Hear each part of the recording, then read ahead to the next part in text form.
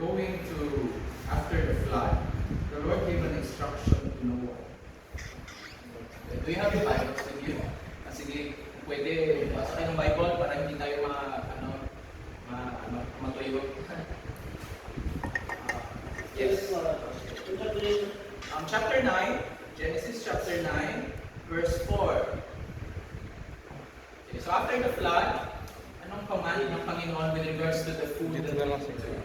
Eat flesh with its life, that is its blood. Okay, so that was a very clear instruction from the Lord after the flood. You can eat meat, but not with the blood. Okay? Then we have, asan pa nga yung other Leviticus, it was not, I was talking about Deuteronomy yesterday, it's actually in Leviticus pala. Okay, let's go to Leviticus 4 verse 7. This is kasali sa mga pag-sacrifice mo and everything sa sanctuary, mga peace, grain offering. So, that's the context there. Verse 17, Ian, will you please read that verse? Yeah, you read that verse from his gadget. 4 verse 17. Lakasan mo.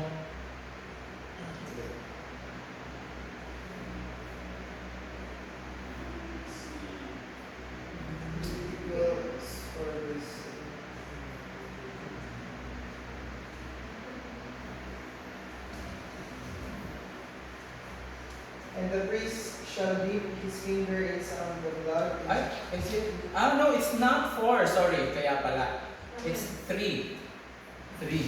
4 kasi nakita ko last verse. Sorry.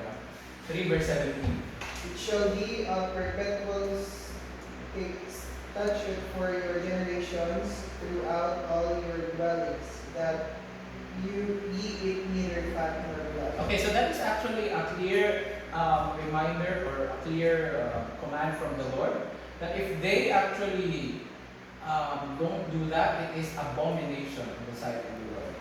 Okay? There's another verse. Actually, madami pa, but I cannot ito lang sa Leviticus. That's verse 23 of chapter 7. Leviticus 5. Leviticus 7, verse 23.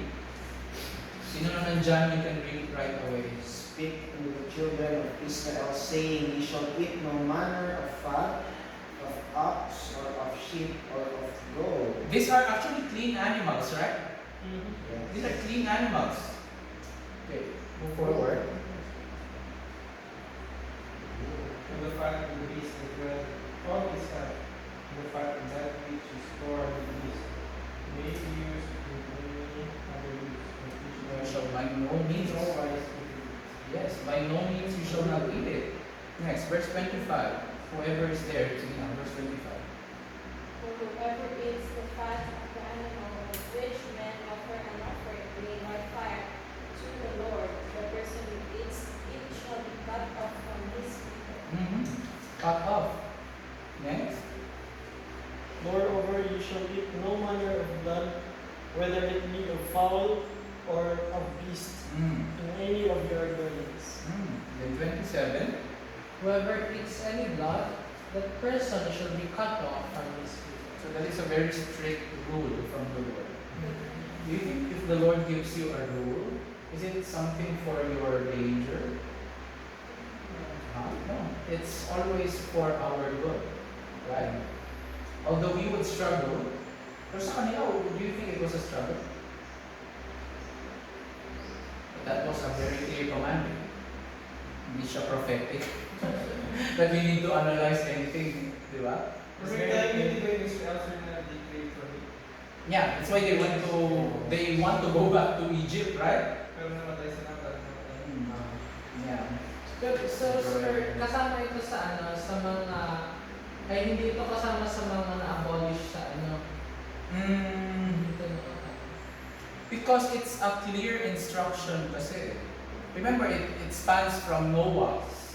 That is the earliest that I could see from the Bible, Noah's time, after the flood, right away. I think your mom has, di ba? Scientific explanation. Kasi fat, alam ko fat, syempre it was Of course, used. yeah. Yeah. And then the blood, if the animal is sick, share it with the blood. So, pag hindi ka mag-blood, So basically, Yeah. And by the way, blood is actually the dirtiest part of a being. So it's dirty. basically, although yung sabihin the other pieces of kasi baka if may magsabi sa inyo in-abolish yan kasama sa Levitical law, so don't say na part yun ng doon. Kasi kasama to dun sa mga hygiene na part siya ng hygiene instructions. Hindi siya part ng mga ceremonies. Yes, exactly. And So you that's find what you can say. And you find the prohibitions with the clean and unclean sa Leviticus din. That's why we don't eat pork because of Leviticus 11. Right? And further, we find it in Leviticus 20. Ano yung binasa natin? Bago lang, di ba? So it's still in Leviticus. So why are we still practicing yung clean and unclean and then we don't practice it now, itong blood and fat? So it's not, although it is used ceremonially, but in their own like living, the hygiene part and whatsoever, kasali pa rin. And I believe that even in the New Testament, kasi Jewish pa rin ang practice nila, di ba? Sa time ni Jesus, it was still prohibited to eat these animals, this food, with this content. Blood. Diba? Let me just, this is one of the presentation I had. But how do they actually, this one, Tagalog. Sorry naman, Leviticus 3 verse 17, ito yung binasa natin. Okay, nasa, ayan na natawa ako sa Tagalog, sobrang nakakamiss din, no? Ang ganda Tagalog. Sige, basahin nyo na lang para pampagising. Ready, go! Magiging palatuntunan palagi sa buong panahon ng iyong lahi, sa lahat ng inyong tahanan na hindi kayo kakain ng taba, ni dugo man. naintindihan ko lang yung hindi kayo kain. Okay. So that is very clear, no? So, ang mga Jewish pala, yun na nga yung sinabi ko, they would have to hang the meat upside down, to drain it, and then they have to soak it.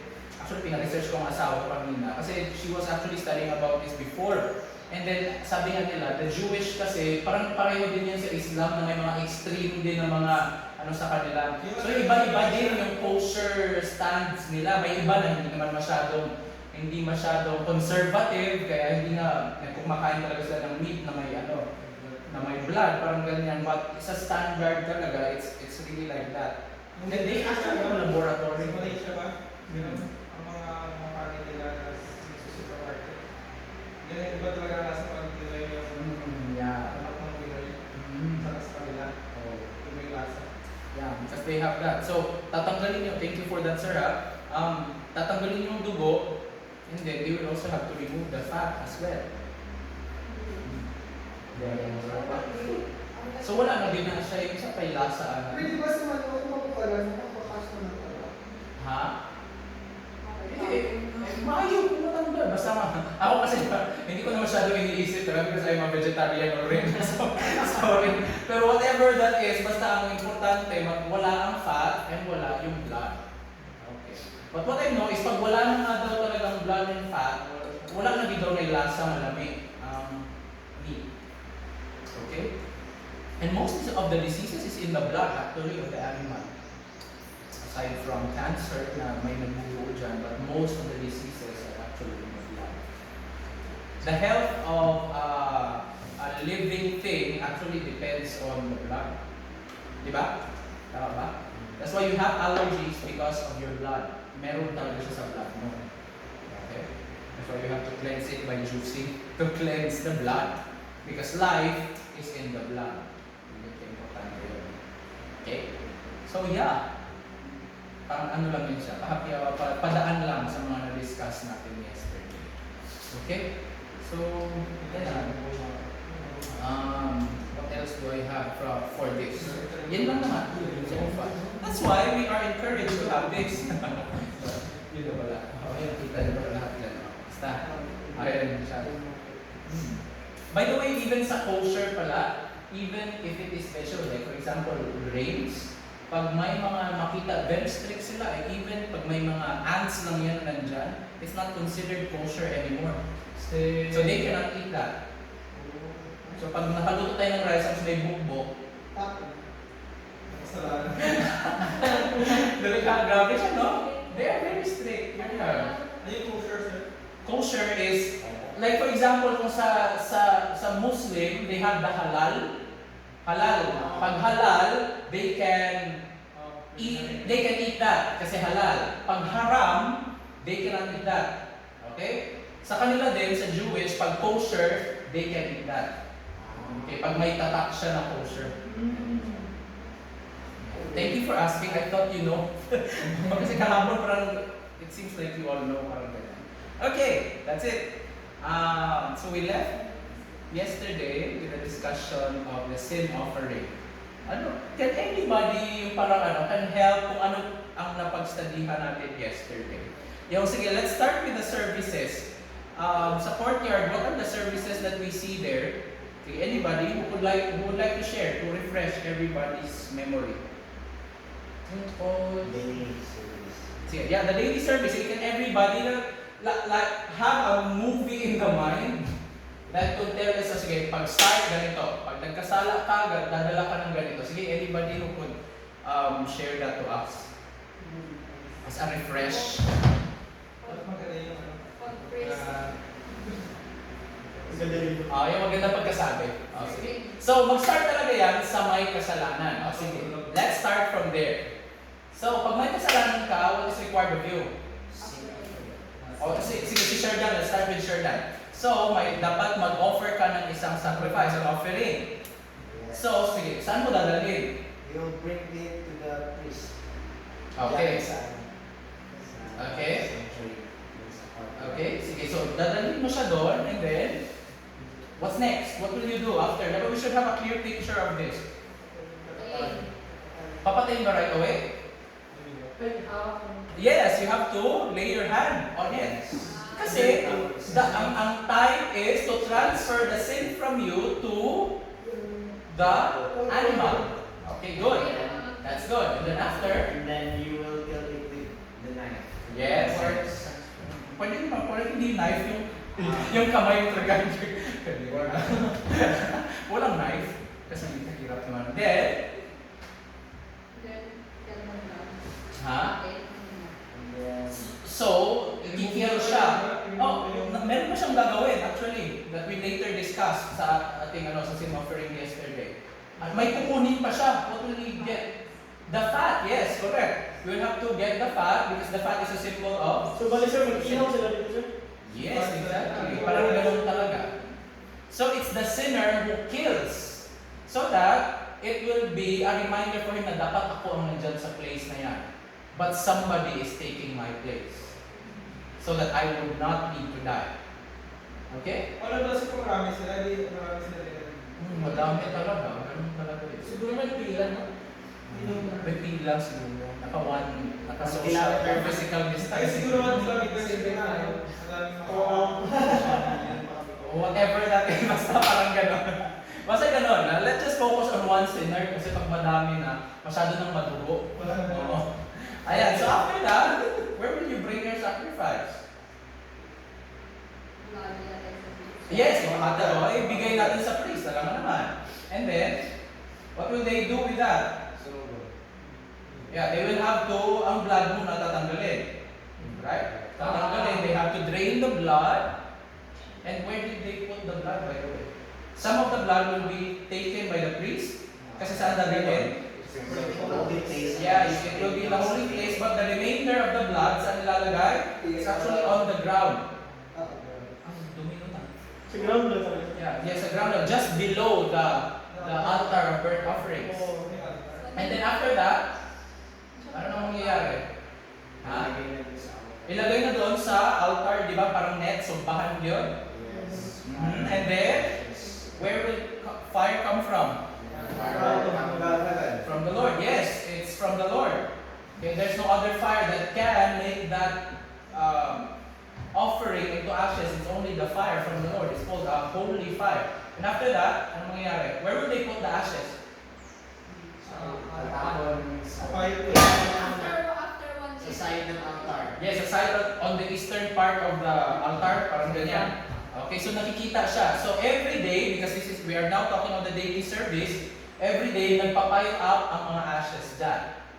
Okay? Sige, let's go to the most place. What happens? There are two options, di ba, that we have learned yesterday. It's either, Kainin yung meat or sprinkle yung blood.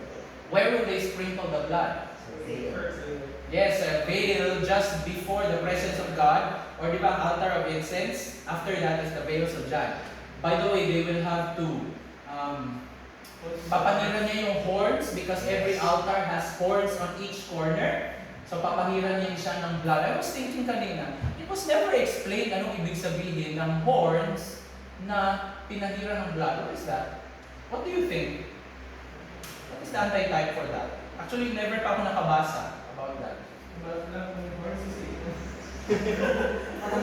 But in the prophecies, we also see horns. What does horn mean? Sa Daniel and Revelation. Power. Power, yes. Power. That's why I was thinking kanina. So if the horn is power, then there must be power in the blood. You see that? Amazing. Diba? There must be power in the blood to cleanse. Hindi lang siya any ordinary blood, but there is power in the blood to cleanse your sins away. But to cover in the holy place. Pamuna. Okay, what else? Ano pa bang next? And then we also discussed that after the... Ay, oo, tama. Thank you, sir, for reminding. No one can enter into the holy place without washing his hand or his feet. Actually, the laver in itself is Di ba also... nakapaa sila? Ha? The sandals, hindi pwede doon sa loob talaga. So you have to, sa labas lang talaga. Yes. Not only in the holy place, but before they even do the courtyard na mga sacrifices, they also have to wash their feet and their hands. Kasi, like, especially after nung naka-drain na sila ng blood, it will be full of, full of blood. So when they wash, they can see themselves also, no? Because the laver is actually made from the mirrors of the women of Israel. So every time na makita ng priest ang kanyang sarili dyan, you can always see himself with the blood in the water sa picture, in the mirror. Diba?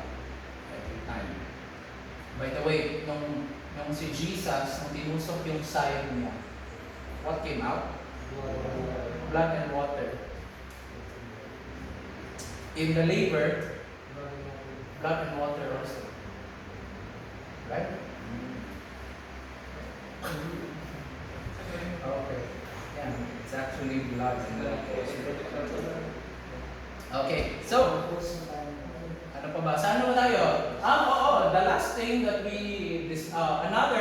dun sa process, no, ng daily and yearly sacrifice is that paglabas ng high priest, by the way, ano pang ginagawa ng high priest inside the holy place? Sa daily na mga services. Yes. Like the candle. Yes. That's true. Yeah. So it's actually amazing, no? Because it's the high priest that can only do that. So Jesus actually, ang bread ba? Are we on the bread again? Yes, every week siya, change, especially during the Sabbath. So, kinakain yung di ba, may old na bread dyan during the Sabbath. Yung old na bread, kinakain din siya ng priest. That only the priests can eat that. Okay, because these are sacrifices. Ha? Pag daily wala. Wala silang kain ng bread. Nandyan lang yan siya. Every Sabbath lang yan siya kinakain. Pero pag kinain na, pinapalitan din ng bagong 6 and 6 loaves every Sabbath. Okay? Ayan siya. So going back to the high priest na siyang naglalagay ng oil and nagtitrim ng wick. Ano yan? Saan magtitrim na? Trim ng, kasi para siyang kandila, di ba? There's a wick. Okay. Yung kandila, di ba? Meron siyang yung parang dyan ka nagsisindi. Okay, so tinitrim niya yan siya always. Kasi pag, old na ang wick, di ba? Hindi na siya masyadong bright ang kanyang So they have to trim. Nakaabot pa ba kayo sa unang kapanahonan na yung mga gas? Tapos Lampara. yung lampara. Lamparahan. Yung paminsan cloth na lang yung gagamitin mong gano'n, tapos yung gas na. Ang cloth talagang sa amin, ewan ko ba? Hindi ba cloth?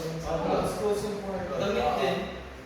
So di ba dapat tinatanggal mo yung parang sunog na? Damit na cotton. Okay. So going back to that, the seven candlesticks, the oil there and the fire actually represents the Holy Spirit, right?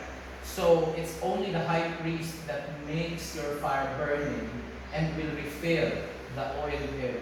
So it's Jesus Christ also who imparts to us the Holy Spirit, so that we can burn as a light to this world. Okay? So ganyan ka, ang dami multitasking si Jesus, hindi pa napansin. He's very multitasking. Ang dami niyang ginagawa, parang siya na halos lahat. Buti pinagkakasakit yung high priest, no? Yung Jesus Christ high priest. Pag nagkasakit, dapat may may substitute talaga. Substitute ng substitute. Oh yeah. Well, anyway. Let's go back to, before we go to the Day of Atonement talaga, I just have one. We left this yesterday. It's talking about the blood that is being poured on the ground at the base of the altar of burnt offerings, right in the courtyard. Okay. The Lord has directed it very specific, although the Lord has His hygiene rules, no? But if you come to think of it, ang daming blood dyan na pinupur lang, it must not be that sanitized already. Ang baho na yan. But the Lord actually directed it to be on the ground for a very wonderful purpose. And what is that? No time that Adam and Eve sinned, ano sabi ng Panginoon sa kanila? Cursed is the ground. Right? Nung pinatay, let's just go to that. It's actually in Genesis. Saan yung pinatay niya si Cain? Pinatay ni Cain si Abel. Can we go to that? Where are you? Can you help us? Chapter 4. And then, may sinabi ang Panginoon sa kanya. Okay, let's go to chapter 4, verse 11. Let's just go there. Anong sinabi ng Panginoon sa kanya? Saan ba?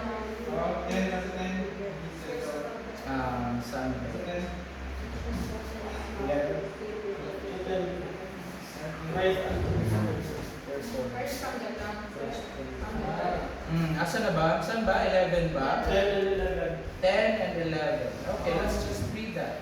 And he said, "What have you done? The voice of your brother's blood cries out to me from the ground. So now you are cursed from the earth, which has opened its mouth to receive your brother's blood from your hand." Oh, verse 12, let's just go. So what is the effect of that blood na pumasok doon? When you till the ground, anybody who could read verse 12? When you till the ground, it shall no longer yield its strength to you. Okay, so we see there that the land was also cursed because of sin. Right? Mas But- clear sa Acts 3:17. Ah, 3:17. let's go to 3:17. Yeah, I was looking for that in Adam. Oh yeah, sa 3:17 yung but I'm now looking at yung kay Cain. Okay? Ayan. First is the ground. Yes, cursed is the ground. And then sabi ng Panginoon is, when you till the ground, it shall no longer yield its strength. So therefore, kaya nahihirapan na sila. Hirap na sila with, hindi naman sobrang hirap, mas mahirap ata ngayon ang land itil, di ba? Kaysa sa time nila. But the Lord actually told him that as an effect of this murder, cursed again is the ground. Mas talaga yung may Cain eh. Mas malala yung kay Cain kasi it was murder already. And the mouth of the earth actually opened to receive his brother's blood according to verse 11. Okay. Pero parang specific man kay Cain, sir. Ha? Verse 4. Yeah, but we also see a very wonderful the curse according to this. Let us read this. This is very wonderful. Okay. The curse of sin rests heavier and heavier upon the earth as more sin is incurred here on earth.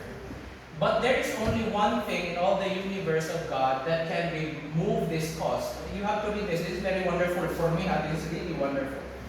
It must be of humanity of the same family that shed the blood. Okay. So that the curse will be removed because of the blood shed by Cain. So let's just take for example the incident of Cain. Hindi yung accident eh. Okay? So the earth was cursed because of this bloodshed. But how can it be removed? How can the curse be removed? By the blood who shed it. So, in the case of Cain, kaninong blood ang dapat makaremove sa curse na ginawa niya on the ground? It's his blood. But the question is his blood enough to really remove the curse? It's not. Because somebody who is perfect, if we go to the sanctuary services, the lamb should be perfect. It should be without sin. So humanity cannot really, the sinful human cannot suffice the requirement na dapat kung sino ang pumatay, ang kanyang blood din ang mag-remove ng curse. It should be Cain's blood. It should be my and your blood. My blood and your blood. Okay? That's why Christ has to come here on earth as a human so that His blood will remove the curse that was in the ground. Nag-gets niyo ba? Huh? That's why that is one of the reasons that's why Christ has to come here as human. Because it requires a human to remove the curse from the earth. Nag-gets ba natin? So, mas fertile naman. Yeah. Okay. Dito, let's read the last paragraph.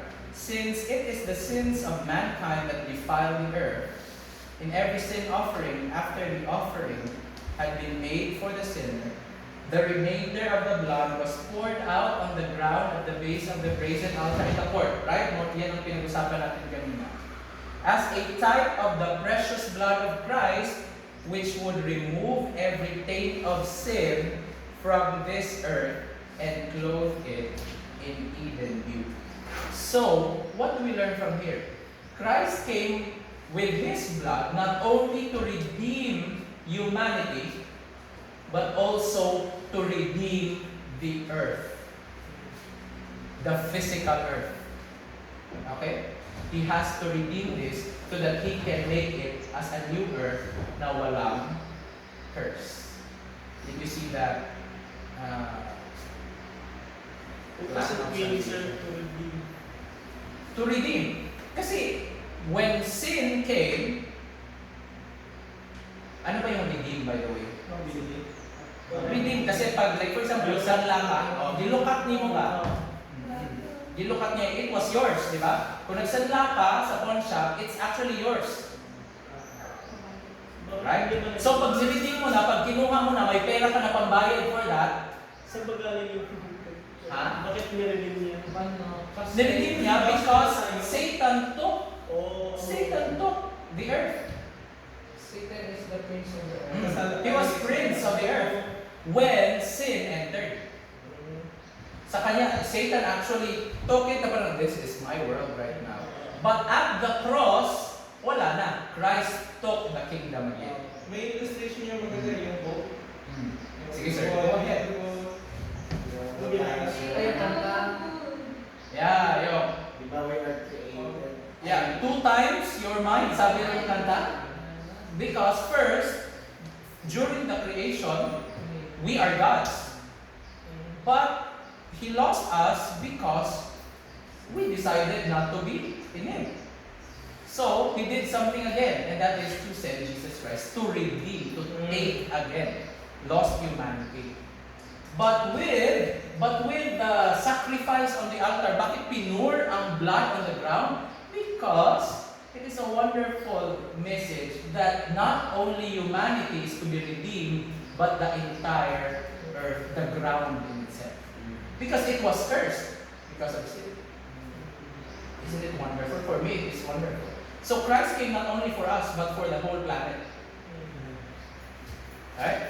Kaya He has to restore it. Because if He did not come also for the earth, then might as well destroy the earth. And we'll have a new planet to live in. Right? So He has to restore what He has created. Any thoughts on that before we go to the next? Mentally as a Ha? I don't understand why. Bakit? Kaya nag-restart, so pwede natin gumawa ng bakit. Pwede naman, no? Tama din naman. But it must be very important for Him, no? May sentimental value. Kung baga may sentimental value, no? Pwedeng ganun din. That's how important it is. Also. But He has to redeem, by the way, isa pa, for humanity as well. Kasi the more sin is accumulated here on earth, as a result, the ground will also be barren. So He has to redeem the earth para may tumubo ulit. Although we can see right now na very barren, ang hirap magtanim talaga ngayon, no?